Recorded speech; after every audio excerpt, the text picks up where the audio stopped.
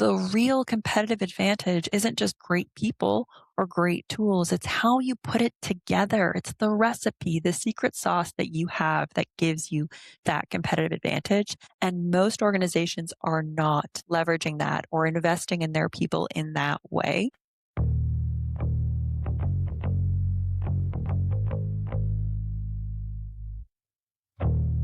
Most weeks, I sit with a business owner who is partway through an AI implementation that is not delivering what they expected. They bought the tools they were told they needed and hired or borrowed AI capability, and they picked a few areas to automate. The pitch was efficiency, headcount reduction, cost savings, and faster output, as you'd expect. But 6 to 12 months in, the team was still struggling with adoption. The data was sitting in silos. The token spend was higher than the plan said, and the growth numbers just hadn't moved.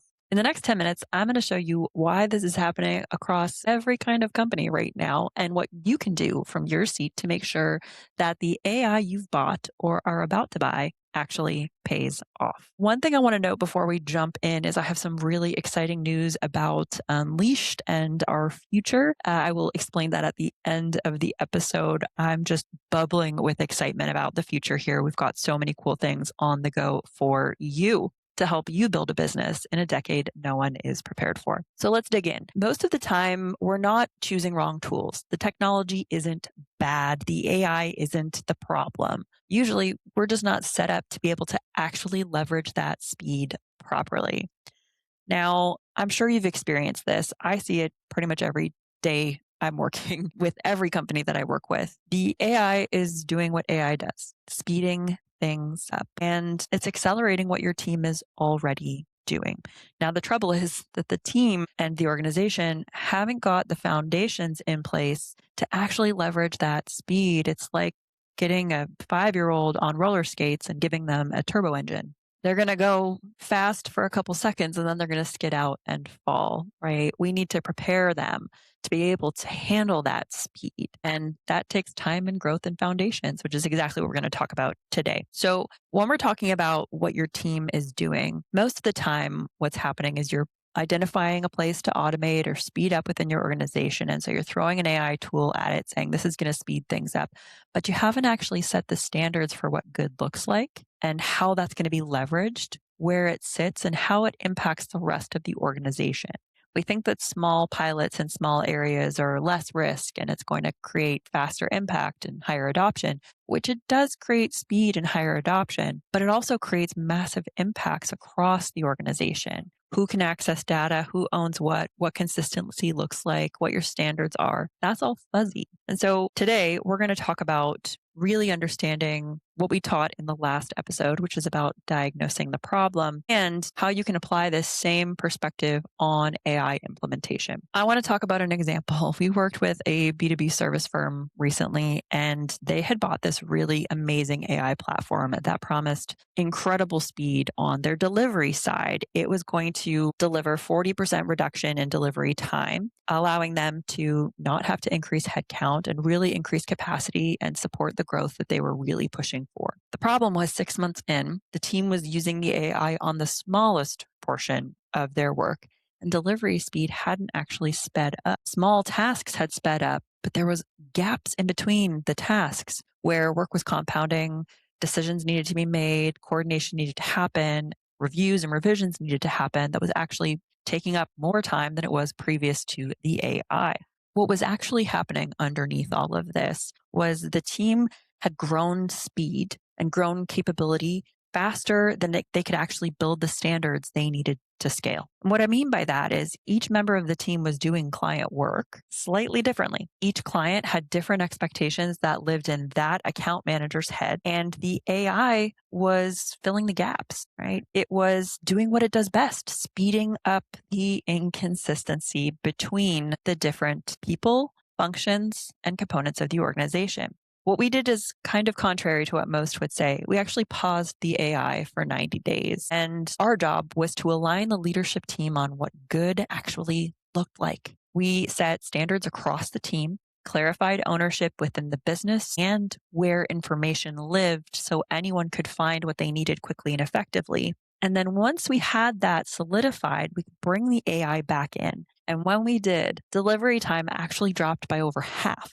because the AI was now reflecting the work the team was already doing and the standards the same way. So the AI wasn't broken. It was the foundation underneath and the people within the organization who weren't supported or connected well enough to really leverage the AI for what it was. It's one of the reasons so many companies struggle with giving their team members an LLM to leverage to speed up work. It doesn't connect to the rest of the work of the organization. It speeds up individual tasks, but leaves gaps between them that really existed before, but are now amplified by that speed. And so the gaps are becoming fires that constantly keep popping up, inconsistent work, and it's causing challenges with adoption. It's causing challenges with standardization and creating those efficiencies that you want to create. Now, there's 4 things that we've identified that you need in order to let your AI truly pay off. And it's much simpler than you'd think. The first is tied to the last episode.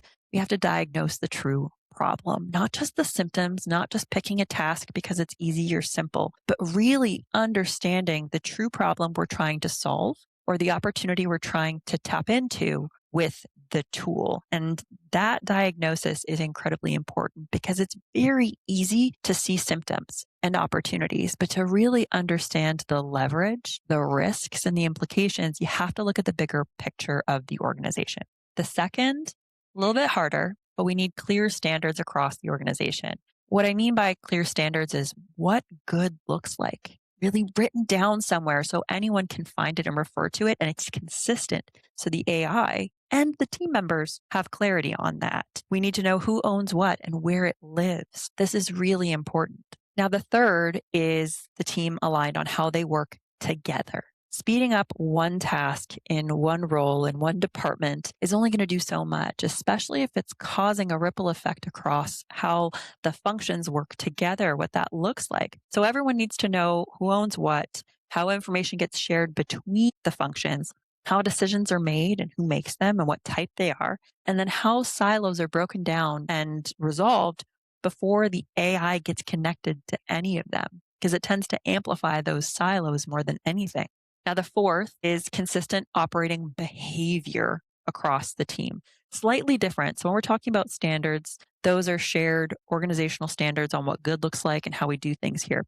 We're talking about operating behavior. We're talking about the day-to-day rhythms, the process, the steps, the behaviors that the team and the roles have and do every day across the company, because AI is going to accelerate them whether you like it or not. If we have certain individuals who spend more time in revisions and are more thoughtful and really go through information, and then we have some who just hit plug and play and go, that's going to create some differences. If we have some behaviors where communications or information is shared in a chat on Slack and somewhere it's not, again, the gaps between the two are going to increase because we've got speed now pumping up that information. When those 4 are in place, AI does what the vendor says it will do. It really does support speed and growth within your organization. But when you don't have those in place, it compounds friction and creates massive gaps within your organization. It also will end up with additional token spend that you weren't planning for, inconsistent adoption rates, inconsistent usage, and really the growth numbers that you were looking for end up flat 12 months in. So here's a quick test that you can do. It's 5 questions you can run from your seat in order to identify whether or not AI can support you and what to do in this place. You're going to pick a piece of work that AI is currently doing in your company or one you're investigating or about to add AI to. And then you're going to ask these 5 simple questions. You might want to get a pen and paper to write these down. The first, who owns this work today? Could you name a single owner, or is ownership distributed across multiple people in an undocumented way? 2, has the company set a clear standard for what good looks like? And could a new team member learn it without sitting with a senior person for days or weeks? 3, where does the information the AI and your people need to work with live? Is it in one connected place where the team can use it, or is it scattered across systems that don't talk to each other? Question 4, if you asked 5 different team members how this work should be done, would you get 5 different answers or one consistent answer? And that's one question that you should be asking across the board frequently within your organization. Now, if you can answer the first four really clearly, and the answer to question 5 is clear and consistent work, then your work is ready for AI. But if you can't, you have to spend time building those foundations. Otherwise, the AI you brought in is just going to speed up and build out those gaps. Now, the companies that are going to win in this next decade are going to be investing in their people, not just technology. And when I say investing in their people, I'm not talking about offsites and dinners and socials and those sorts of things. I'm really talking about setting them up for success within their roles and within the company, and ensuring that you're not just having a bunch of people working in parallel and not leveraging the force multiplication that happens when you allow collaboration, context sharing, communication, and improvement to happen.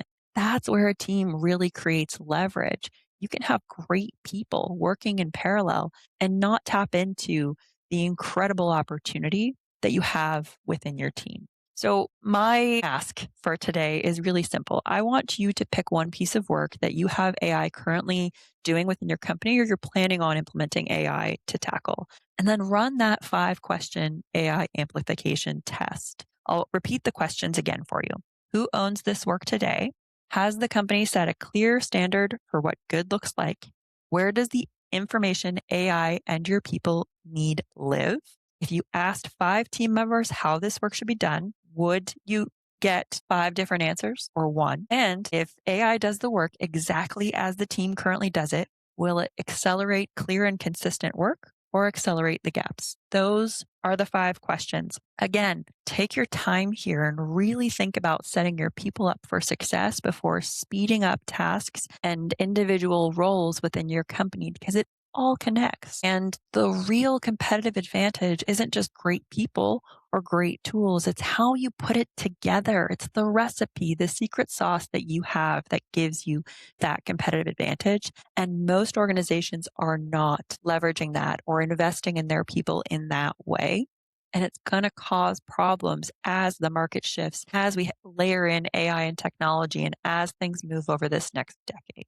Now that we've covered the bulk of the episode, I want to talk about the exciting news that I'm so pumped to share with you. So over the next couple of weeks, we're going to be bringing on guests onto the show. These are real business owners running incredible companies who are actually doing the work right now. And they're not going to come in and preach theory. They are building businesses in a decade that no one's prepared for, and they're building it to last. And they're going to share what they're doing within their businesses, the bets they're making, how they're building, what they're focusing on, and what they're not focusing on, to share with you so that you can learn from their experience, learn from what they're seeing, and implement it as a leader of your organization or an internal leader within an organization. It's going to be incredible. I'm so pumped. We have our first guests lined up, and these episodes are going to be launching weekly. If you or you know someone who could be a fantastic guest, don't hesitate to reach out to us. You can go to unleashed.loyaltyops.com to apply to be a guest on the show, and we'd love to have you. Look, I hope you've enjoyed this episode. We're really here to arm you with information, experience, tools, and resources to help you build your business and your team for this incredible time that is incredibly challenging, but also has massive opportunities within it. And we're grateful that you're here with us in it. I hope that you'll subscribe and follow us and share us with those who you think would benefit from the show. Stay tuned, and we'll catch you on the next episode.